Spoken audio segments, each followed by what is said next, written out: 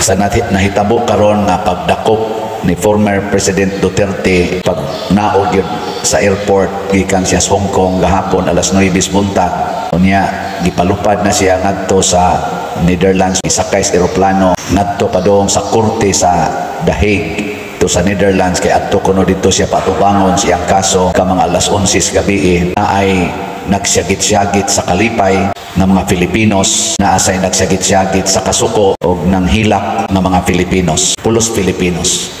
Former President na sa iyang build Luzon, Visayas, Mindanao, daghan kay mga infrastructures, labi na gyud mga road concreting and widening, mga bridges na nahimo niya. Nakapahimos ta karon sige tag-agi aning iyang mga infrastructures na nahimo sa iyang administrasyon. Kisakahan niya ang sweldo sa mga una sa mga policemen, gi-double, hapit gi-triple, apil na sa mga benefits. Ang mga government employees, gitaasan ang mga sweldo, mga benepisyo, mga senior citizens, eskwelahan, gipangtukod, mga bilangguan, daghan kayo mga bag-ong mga bilangguan, Luzon, Visayas, Mindanao, kay bawaan na ang mga BJMP. Ako, 5 years kong trabaho sa prisuhan, nakita na ako nga porting dagko as mga buildings gipangtukod para dili na maghuot kaayo ang mga piniriso, nga mura na lang sila mga lampinig ditong gipangsuksok, gipanghimuan sila tag 3-story, 4-story nga bag-ong mga buildings, mga facilities para maharang-arang ang ilang pagkabutang isip mga binilanggo. Karon nga natagaan siya og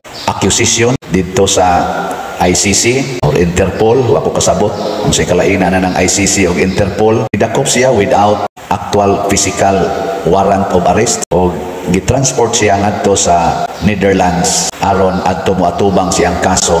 Nawa gani bisan usa ka korte sa Pilipinas na mi-order ni ana nga i-transport siya. Sa diha pa ko prisuhan na assign prison ministry. Kung dunay usa ka piniriso na dadon na to sa laing lugar, magkinahanglan yung court order. Kay once nahukman na ibutang ka ng maong facility, ibalhin kag laing facility, kinahanglan court order. Usa ka VIP nato sa Pilipinas, former President Duterte, Rua Duterte, ida ngadto sa laing korte, foreign court, without single court in the Philippines making such order. Isip Filipino sa imong gibati. Functional pa ba ang atong justice system in the Philippines? Girespeto pa ba ang atong Philippine Constitution? Ato pa bang girespeto karon niining maong hitabo?